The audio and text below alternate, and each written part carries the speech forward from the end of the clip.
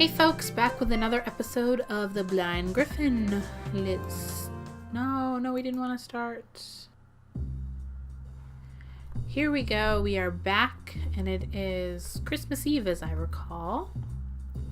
Let's see, can we go back? Can't. Is everything ready for tonight? I think so. The Blind Griffin's expecting a big crowd for Christmas Eve. A lot of people are supposed to be coming tonight. It would seem that our methods for attracting new customers have worked. Yay! Getting people to come isn't the problem. It's getting them to come back, and often, right? Aw, I look all sad now. Nothing's ever good enough. You have a point there. I'm sure it'll be fine. We've got to think positive. I think thinking positive will not take you out of the red financially, Marie. Ugh, stop it, Alexei. Hey, paying off the cops isn't cheap, you know. It's not my fault. If you don't mind me asking, how many new dresses have you bought this month, Marie? Shut up, Alexei. God. She's the owner. Marie makes them sound like a fish that's been pulled out of water. Anyhow, I've been practicing my light magic load, so maybe I can help more than just bartending tonight.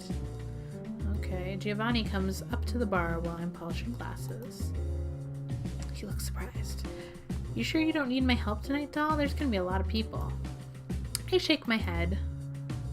You got a lot to do, Mr. Master Violinist. Me and Emilio will manage somehow. Haha, if you say so. I'll leave it to you then. A few hours later, the crowd starts coming in. I leave 2 spots open at the bar. Huh? Why isn't anyone sitting here? I'm pretty sure Mr. Yamada and Miss Grierson will be here tonight. Oh yeah, I guess they come almost every night, huh? Well, they're not here by 9. You better let other people sit there. Or else the scary one's gonna have words for you. Does Lexi know you call him that?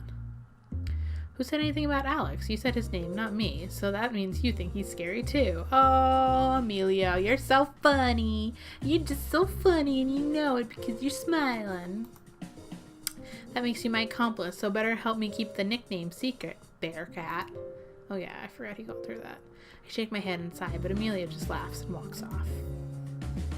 Oh my god, look at that precious little pup!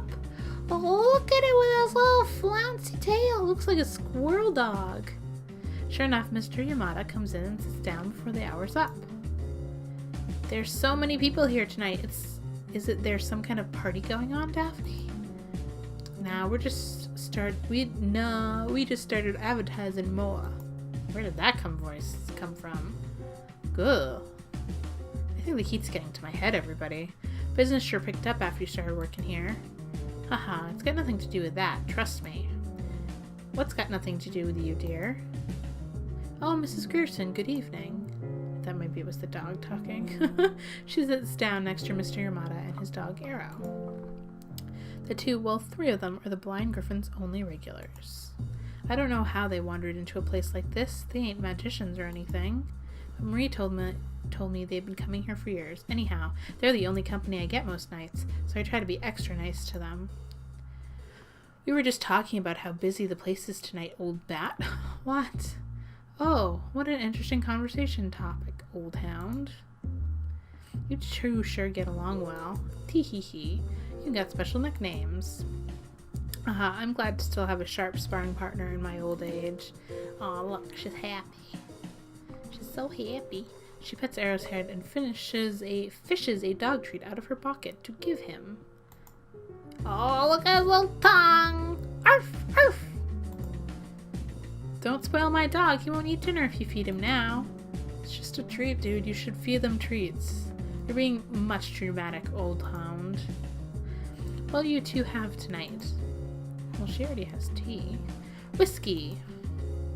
Sherry and gin, please, Daphne. Sherry and gin. That is not a drink. 2 different? I don't know. I don't think that's it. Well, I don't like gin in the first place, so maybe that's why I would not want that. I don't think I've ever had sherry. Coming right up. And after that, After I take care of Mr. Yamada and Mrs. Gerson, I work on mixing drinks for the other customers. Giovanni and Vivi are on stage getting warmed up. I didn't hear that they'd be having... Oh, I'm not going to say that. Oh, what's going on with this game? Racism? I look up from the counter. Is it even legal for her to perform? There's racism happening in this game. We're sitting in a speakeasy, you know. Haha, you've got a point. Oh, I don't like this. What if she starts singing some weird voodoo? What? You're in San Francisco. Typical. I guess a bar like the Blind Griffin's bound to be strange to folks. I've gotten a weird look or two for being Chinese. People I hate. Why? I don't understand. Ugh, and I'm looking like a kid. But Vivi will be fine. I know it. She and Giovanni finally get set up on stage. Now I know a lot of you folks have heard about our amazing songstress, Vivienne, and the master musician, Giovanni. But I suppose that isn't much of a jazz band, so we brought in some volunteers, too. She gestures to her left, and there's Alexei playing on a little piano squished next to the stage. Huh? I didn't know he could play. Look at how mad he looks that he has to play. He doesn't look too happy about it. This Daphne and real Daphne are like the same person. Without any further ado, here's Vivienne singing All My Love for You. Oh, look how fancy they are. They're so cute. Giovanni starts with a slow violin solo and turns into a peppy fiddle tune. Then when Vivi starts singing, everyone else stops talking. She's a regular songbird.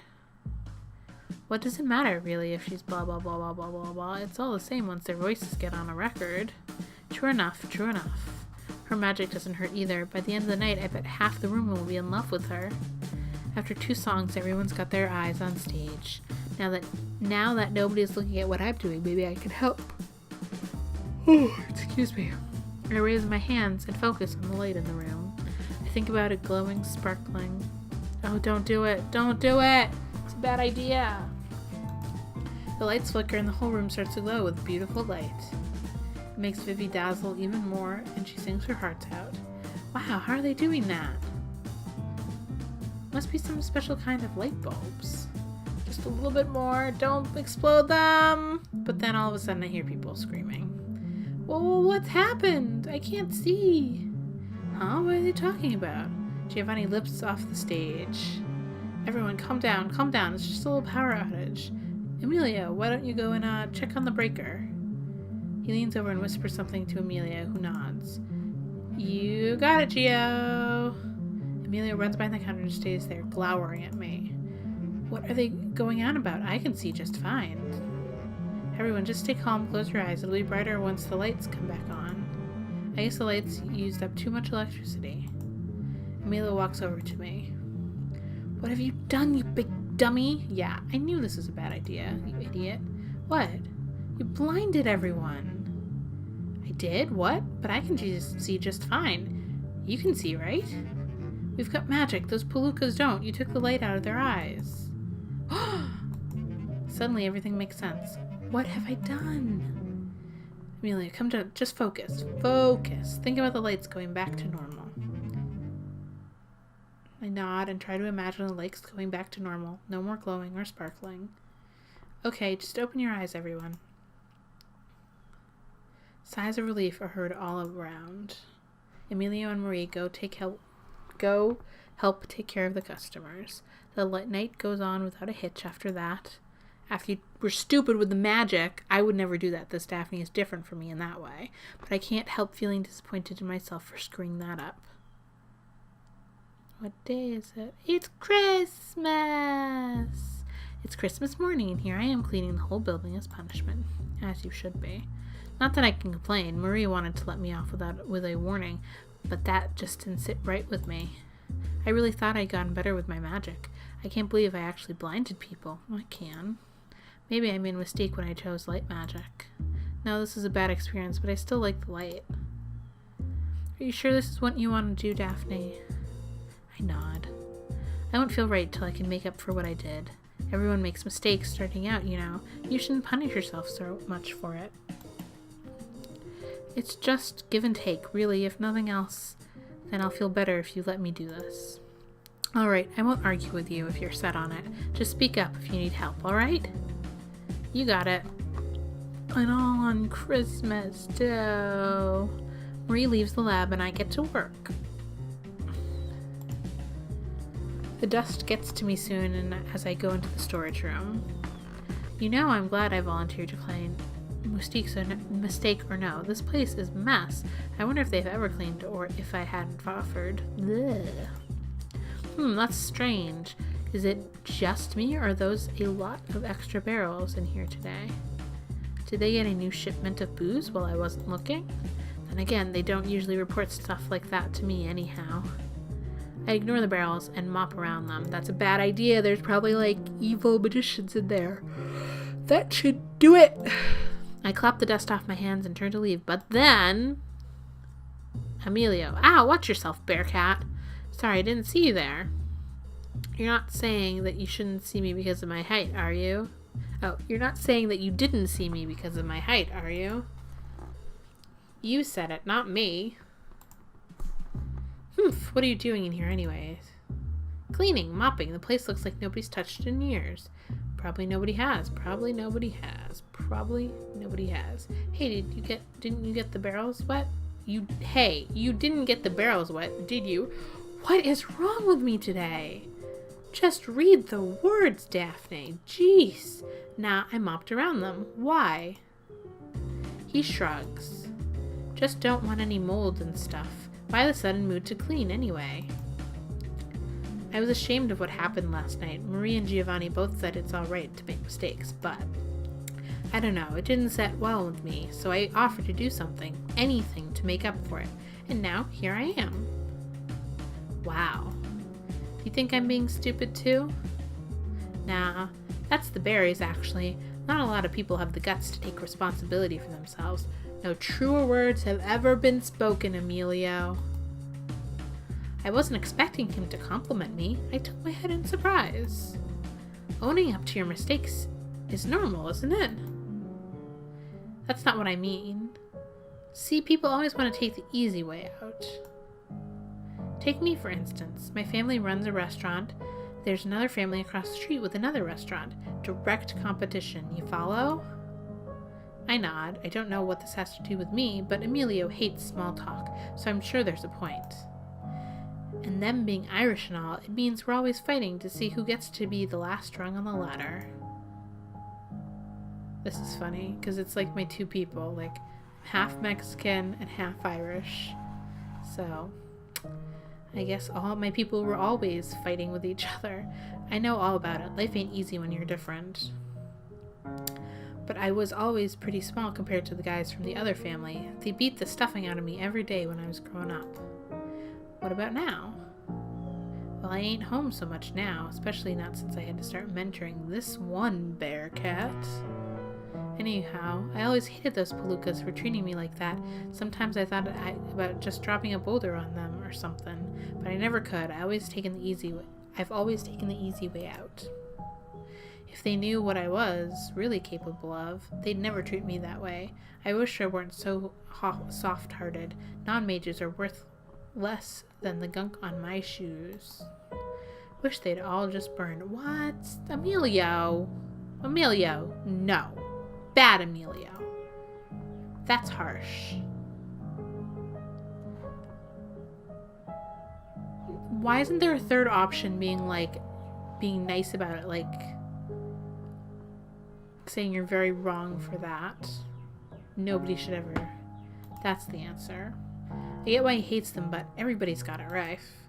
Don't you think they've got their own problems too? You think it's all right for them to be bullies? I'm not the only one they've roughed up. No, what I'm saying, non-mages are worthless is pretty harsh. Don't you think? Don't you have any friends who can't use magic? Well, yeah, I suppose nobody in my family is a magician. But you still hate everyone who can't use magic? Look, I just won't accept being on the bottom rung forever. That's all I'm trying to say. That's not what you said. You sound like you're a dark wizard to me. Mark my words, Bearcat. One of these days I'm coming out on top. I don't like him anymore. Not a fan. He walks away before I can say anything else. His words worry me, but there ain't much I can do. I can't tell him what to think or how to feel. A couple hours later, I'm finally done cleaning, but the Blind Griffin's about to open. I didn't get to take my usual nap. Hope I can stay awake while I'm on the job tonight. I stumble into the bar, but it's not as busy looking as it usually is around this time, because it's Christmas! It's Christmas! Why would everybody be out?